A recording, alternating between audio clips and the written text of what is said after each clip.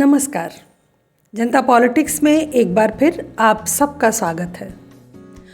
आज एक गंभीर विषय पर चर्चा करेंगे और जानेंगे कि भारतीय संस्कृति और संस्कारों के साथ कैसे खिलवाड़ हो रहा है, और वो भी हमारे अपनों द्वारा ही। आज की चर्चा का विषय है महिलाएं बच्चे पैदा न करें। जी हाँ, हम हिंदुओं की ही बात कर रहे हैं, जिनकी संख्या घटती जा रही है और जो 10 राज्यों में अब तक अल्पसंख्यक हो चुके हैं। यदि उन हिंदू महिलाओं को कोई यह सुझाव दे कि आप बच्चे पैदा न करें, या ये इच्छा और प्रार्थना करें कि महिलाओं के शरीर से गर्भाशय यानी यूट्रस निकाल दिया जाए, तो उनकी ज़िंदगी सुखी हो जाएगी। उनके जीवन का सारा कष्ट बच्चे पैदा करने में है, तो ऐसे विचारों को आप क्या कहेंगे? शायद मेरी बात गले के नीचे नहीं उतर रही होगी। तो आइए, वेद और उपनिषद के ज्ञाता 60 लाख से अधिक हिंदू फॉलोअर्स पाने वाले विद्वान आचार्य प्रशांत की बात सुन लीजिए। साइंस एक एहसान और कर दे हम पे। ये जो पूरा जन्म देने का प्रोसेस है, इसको शरीर से बाहर निकाल दे। इसमें यूटेरस की कोई ज़रूरत बचनी नहीं चाहिए। ये पूरी प्रक्रिया शरीर से बाहर हो। ये एक मनुष्य के शरीर का शोषण है कि उसका इस्तेमाल किया जाए जन्म देने के लिए। हमें ये देह मुक्ति के लिए मिली है, इसलिए नहीं मिली है कि इसमें से 2-4 और 10 देहों को जन्म देते रहें। हम बार बार बोलते हैं ना, नारी सशक्तिकरण। तो विमेंस इमेंसिपेशन में जो एक बड़ी चीज़ अभी बाकी है वो यही है, उनको जन्म देने के बोझ से मुक्त करो। जैसे भी करना है करो, आर्टिफिशियल वूम में करो, बाहर करो, प्रयोगशाला में करो, फैक्ट्री में करो, टेस्ट ट्यूब में करो, जहाँ करना है करो। उसको बख्श दो, उसकी देह को बख्श दो। सुना आपने? महिलाओं का शोषण बंद करो, उसे मुक्ति दो, उसकी देह को बख्श दो। फैक्ट्री और टेस्ट ट्यूब में बच्चे पैदा कर लो, जहाँ चाहे वहाँ पैदा कर लो, लेकिन महिलाओं को बख्श दो। चलिए एक और क्लिप देखते हैं। बेहोशी में अगर तुम पशुओं की तरह बच्चे पैदा कर रहे हो तो क्या पागलपन है ये? बच्चा तो तुम पैदा कर दोगे, बच्चे को जीवन भर जो भोजन चाहिए होगा वो भी तुम पैदा करोगे। बच्चे के लिए जो स्कूल चाहिए वो स्कूल कहाँ से बनने वाला है? बच्चा जीवन भर बिजली का और ऊर्जा का जो उपभोग करेगा, वो बिजली और ऊर्जा कहाँ से आने वाले हैं? वो सब भी तुम पैदा करो ना, सिर्फ बच्चा ही ना पैदा करा करें। जो लोग संतान पैदा करने के इच्छुक हैं, मेरा उनसे निवेदन है कि जब संतान पैदा करें तो उसके साथ सड़क पैदा करें, स्कूल पैदा करें, साफ हवा पैदा करें। जीवन भर वो जितना खाएगा उतना अन्न पैदा करें। जीवन भर वो जितनी ऊर्जा का उपभोग करेगा उतने गीगावाट, उतने मेगावाट इलेक्ट्रिसिटी भी गर्भ से ही पैदा करके निकालें। ये सब बच्चे के साथ साथ पैदा कर दिया करें। नहीं तो बच्चा तो आप पैदा कर रहे हैं और उसका दुष्परिणाम झेले पूरी दुनिया, और फिर आप कहेंगे कि ये तो मेरा व्यक्तिगत मसला है, पर्सनल मैटर है। कैसे भाई?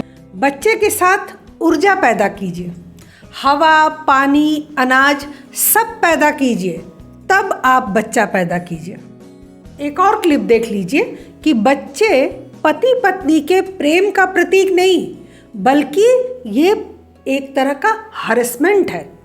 दुनिया का हर गधा बच्चा पैदा करने में समर्थ है और पैदा कर भी रहा है। इसमें प्रेम कहाँ से आ गया? सांडों का, भैंसों का पूर्णकालिक पेशा ही एक है, फिर तो उनसे बड़ा प्रेमी कोई होगा ही नहीं।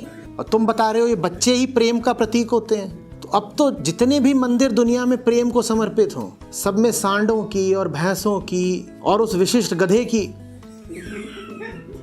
मूर्त लगनी चाहिए। तुम्हें दिख नहीं रहा है कि बच्चा आता है देह के देह से, रसायन के रसायन के, वीर्य के अंडों से, संसर्ग से। प्रेम कहाँ है? हमें तो हमारे संतों ने, महात्माओं ने, जिनको हमने जाना और पूजा, उन्होंने ये बताया कि जिससे प्यार करना उसको सत्य देना, मुक्ति देना। और तुम बता रहे हो कि जिसको प्यार करना उसको वीर्य देना और गर्भ देना। ये कौन सा प्रेम है भाई? अब आप बताइए कि 60 लाख से अधिक फॉलोअर्स का वो क्या इनकी बातों को फॉलो नहीं करेंगे? आधे भी करेंगे, चलिए 1/4 भी करेंगे, तो परिणाम क्या होगा? क्यों हिंदू आचार्य और संतगण ऐसे संस्कृत विरोधी वक्तव्य देकर युवाओं को दिग्भ्रमित करते हैं? ये महिलाओं की मुक्ति के ठेकेदार कैसे बन जाते हैं? किन वेद पुराणों का अध्ययन इन्होंने किया है जिसमें ऐसे संदेश दिए गए हैं? ये आध्यात्मिक गुरु प्राचीन सभ्यता और संस्कृत का अनुसरण करने की जगह किन कारणों से पाश्चात्य सभ्यता का अनुसरण करने लगते हैं? आपको शायद पता न हो, लेकिन यह एक अभियान चलाया जा रहा है। भारत में 2019 में इस अभियान की शुरुआत बेंगलोर में हुई थी। 10 फरवरी 2019 को स्टॉप मेकिंग बेबीज, मतलब बच्चे पैदा करना बंद करो, इस अभियान के लिए पहली बैठक हुई थी। मतलब पिछले 4 वर्षों से देश में यह तमाशा चल रहा है। अभी तक इस आंदोलन को गैर राजनीतिक व गैर धार्मिक लोग चला रहे थे, लेकिन युवाओं तक अपनी पहुंच बनाने के लिए अब इसमें धार्मिक लोगों को भी शामिल कर लिया गया है, और वो आचार्य प्रशांत जैसे लोग हैं। इस अभियान में कहा गया कि बच्चे को पैदा करने से पहले उसकी सहमति लो कि वह पैदा होना चाहता है या नहीं। इस आंदोलन का जनक एक महामूर्ख व्यक्ति सैमुअल था, जिसने अपने माता पिता पर मुंबई में इसके लिए एक केस ठोक दिया था कि मुझसे बिना पूछे मुझे पैदा किया गया। उससे पैदा होने से पहले पूछा नहीं गया, उसके माँ बाप ने उससे पूछा नहीं। माँ बाप पूछते तो ये बेटा पेट से जवाब दे देते कि हाँ मुझे पैदा करो या मुझे पैदा मत करो। सोचिए कितनी मूर्खतापूर्ण बात है। ऐसी बेवकूफ़ी भरी सोच को आप क्या कहेंगे? अगर ऐसी निकृष्ट सोच का अनुसरण युवा करने लगे तो आज से 40-50 साल बाद देश में सिर्फ बूढ़े लोग बचेंगे, कोई युवा होगा ही नहीं। कोई उन बूढ़ों की देख रेख करने वाला, इलाज करने वाला भी नहीं होगा, और उसके 30-40 साल बाद मानवता, सभ्यता सब समाप्त हो जाएगी। न कोई धरती पर बचेगा, न जीवन होगा। ये कैसी कुत्सित सोच है, और यह सोच आई कहाँ से? निसंदेह इस सोच के जनक पश्चिमी देश ही हैं। यह एजेंडा वहीं से भारत आया है। वहाँ इस तरह के बेतुके एजेंडे निरंतर ही चलते रहते हैं, क्योंकि उनके जीवन में पारिवारिक सुख तो होता नहीं, सामाजिक बंधन से भी वे परे रहते हैं, तो सड़कों पर इस तरह की तख्तियाँ लेकर वे घूमते रहते हैं, और ऐसी उल्टी सीधी सोच का प्रचार करना ही उनका उद्देश्य रह जाता है।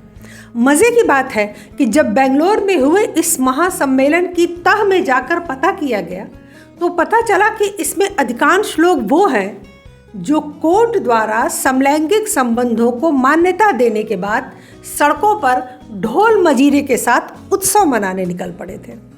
शायद इसमें अधिकांश लोग ऐसे ही हों जो समलैंगिक होने के कारण बच्चा पैदा करने में ही असमर्थ हों। तभी तो उन्हें इतनी जोर शोर से यह एजेंडा फैलाने की जिम्मेदारी दी गई होगी, और वो मानव जाति के विनाश के लिए सहर्ष तैयार भी हो गए होंगे। इसमें उस संगठन का एक और चेहरा सामने आया जिसका नाम है प्रतिमा नाइक। ये उस आंदोलन की एक बड़ी लीडर है, जिसने द प्रिंट को एक इंटरव्यू भी दिया जिसमें कहा कि हमारा आंदोलन जल्द ही एक राष्ट्रीय स्तर का संगठन और आंदोलन बन जाएगा। हम इसके लिए निरंतर प्रयासरत हैं और कार्य कर रहे हैं। प्रतिमा नाइक भले ही जाकिर नाइक की बहन न हो, लेकिन एजेंडा तो वही है कि हिंदुओं की संख्या किसी भी तरह कम हो। स्वाभाविक है कि इनके कथन को मुस्लिम और ईसाई तो घास डालने वाले हैं नहीं। हाँ, हिंदू लड़कियां जरूर इस चोंचले का शिकार हो जाएंगी, वैसे ही जैसे लव जिहाद का शिकार हो जाती हैं। आलम यह है कि अब इसी से जुड़ा हुआ एक मराठी वेब सीरीज भी आया है, पेट पुराण, जिसमें नायक नायिका बच्चे न पैदा करने का निर्णय लेते हैं और उसकी जगह एक बिल्ली और एक कुत्ता पालते हैं और उन्हें अपने बच्चों की तरह वो रखते हैं।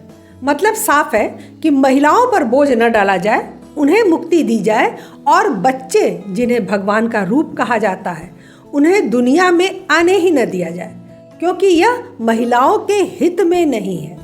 अब शायद आप समझ सकते हैं कि आचार्य प्रशांत जैसे लोग कहाँ से और क्यों ऐसे भाषण दे रहे हैं। यह चौतरफा जाल फैलाने की एक चेष्टा हो रही है। अभी इस पर बहुत सी चीज़ें सामने आनी बाकी हैं। इस देश विरोधी एजेंडे को अभी और फलना फूलना है। अभी तो एक आचार्य आए हैं, अभी जाने कितने ऐसे लोग जिन्होंने जनता में अपना प्रभाव बनाया है, वो कल संभव है कि इस मुद्दे पर जन जागरण शुरू कर दें। ये महिलाओं के हितैषी हैं, संरक्षक हैं या उनके दुश्मन, ये आप खुद तय करें। प्रकृति और ईश्वर ने महिलाओं में मातृत्व का जो गुण दिया वो सभी जीव जंतुओं में दिया। मच्छरों से लेकर मनुष्यों तक सब जगह नर मादा की जोड़ी इसीलिए भगवान ने बनाई। प्रकृति के विरुद्ध जाना हमेशा से विनाशकारी रहा है। बेहतर हो कि लोग सचेत हो जाएं और ऐसे कुचक्रों का पर्दाफाश करें और इसमें फंसने से खुद को रोकें और अपने परिवार को भी बचाएं। भारत की सभ्यता और संस्कृति के साथ धर्म को बचाना हम सबकी जिम्मेदारी है। आज के लिए बस इतना ही। हमारे चैनल को सब्सक्राइब करें, लाइक करें और शेयर करें। और अगर आपको हमारा ये एपिसोड अच्छा लगा हो तो हमें कमेंट बॉक्स में ज़रूर बताएं। धन्यवाद।